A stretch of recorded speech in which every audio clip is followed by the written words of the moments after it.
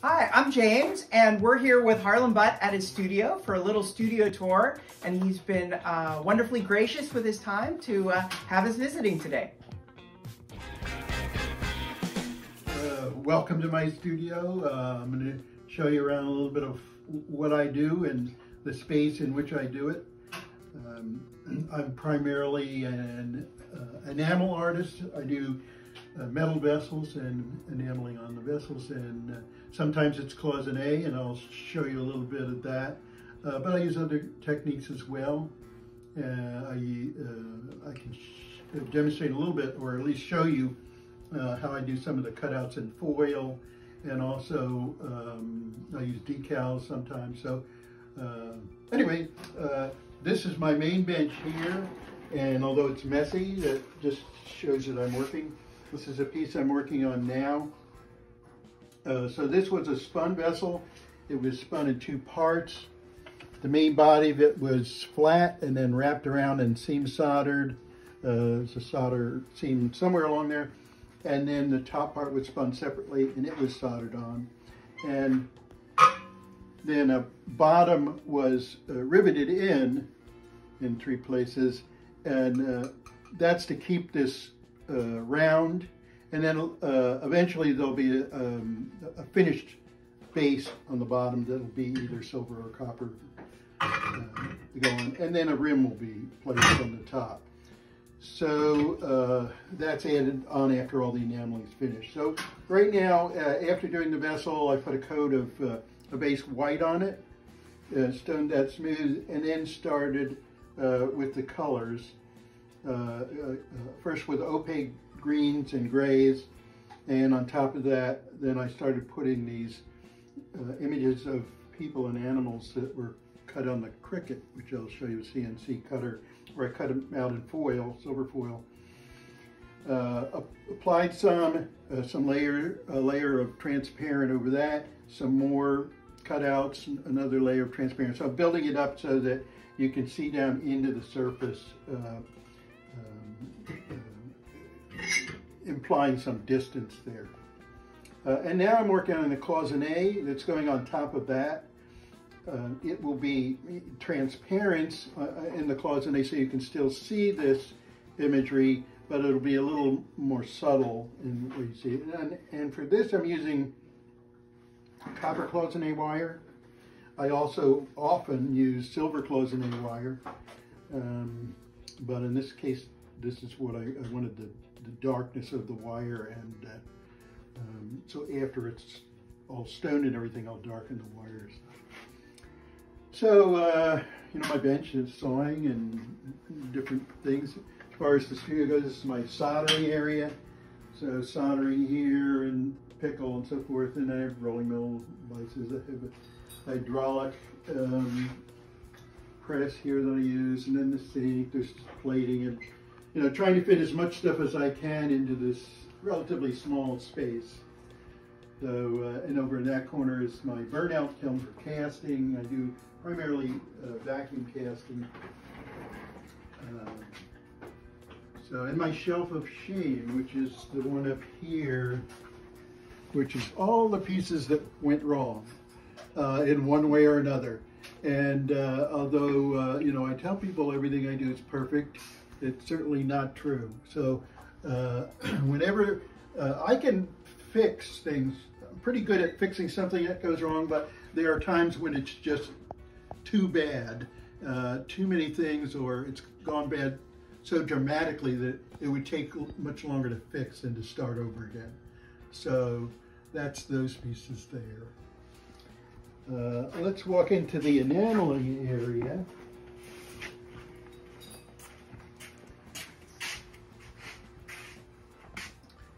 This is Mackenzie, who's my intern this semester, who's working on a piece for me there. These are my enamels, and here I'm working with leaded enamels. I have another studio up in Colorado, and up there I use the lead-free enamels. The main reason for that was so that I would be familiar with the lead-free enamels, because that's what we were teaching at North Texas, and although I'm retired now, I needed to know how they work. And so a lot, I'd say about a third of the pieces I make now are done with the lead-free enamel. And I combine them occasionally, not too much. This is my main enameling kiln and my dry box. This is something I recently came up with as a two-handed firing fork because these bigger pieces are getting so heavy it was difficult to pick them up and put them in the kiln with one hand. So there's that. This is a little invention of mine, which is my jig for bending cloisonne wires. If I'm doing a repetitive pattern, I have a series of, let's see, templates that I can put into, let's see, here. This one will screw down, and then this one can push. I put my wire in here and push this, and it will bend it into that shape. This part of it is just for cutting, and I can pull the wire through. It's not strung right now, but I can pull it through. It's a little spool of cloisonne wire here, and then cut it off. And I can adjust this so that it's whatever length I need to go into the jig. So there's that. My sprayer, lots of test tiles for the different colors.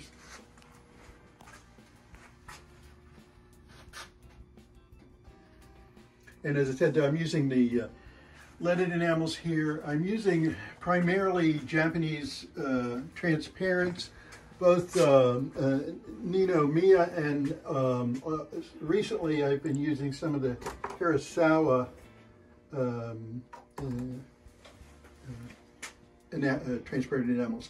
Most of the opaques I use are the old Thompson leaded opaques. So as I get run out of those, I will probably, I do have a few of the Japanese opaques, and I may have to gradually move into using those. So as I said, these are the different templates I have for the jig. This is a room where I'm working with things a little dirtier that separate from the enameling. I've got a number of different sanders, including a wide belt sander, a narrow belt sander, and in this one a horizontal sander, which I use a lot on my vessels to even out the bottom and the top so they're perfectly level. This is a diamond belt sander with a wet, so I can have a water drip system while if I'm actually stoning or sanding the enamel itself, and then buffing and saws. These are the jigs or the chucks I use for my spinning lathe. And then I have a small machine lathe there for, mainly I use for parts, so forth, like that.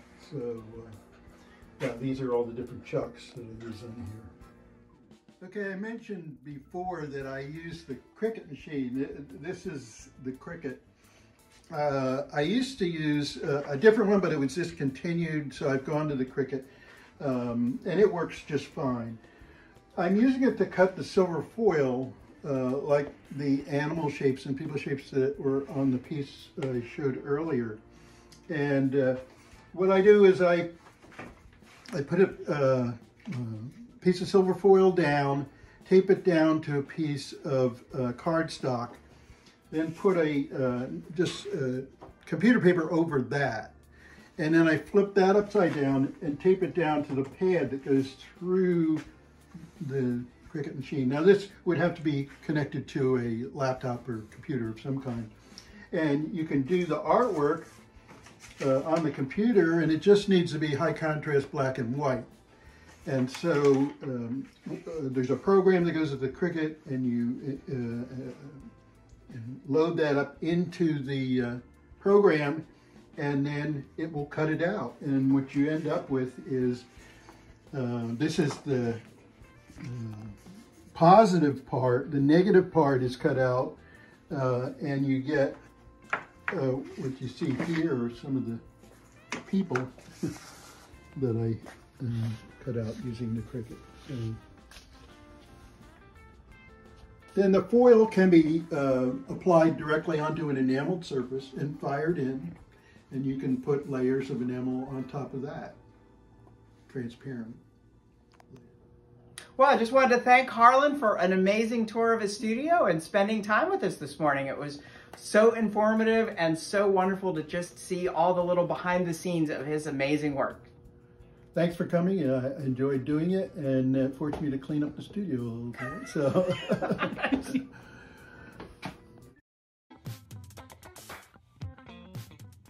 If you enjoyed this video, please be sure to hit that subscribe button so that you can hear from me when I post future videos. Thanks for stopping by.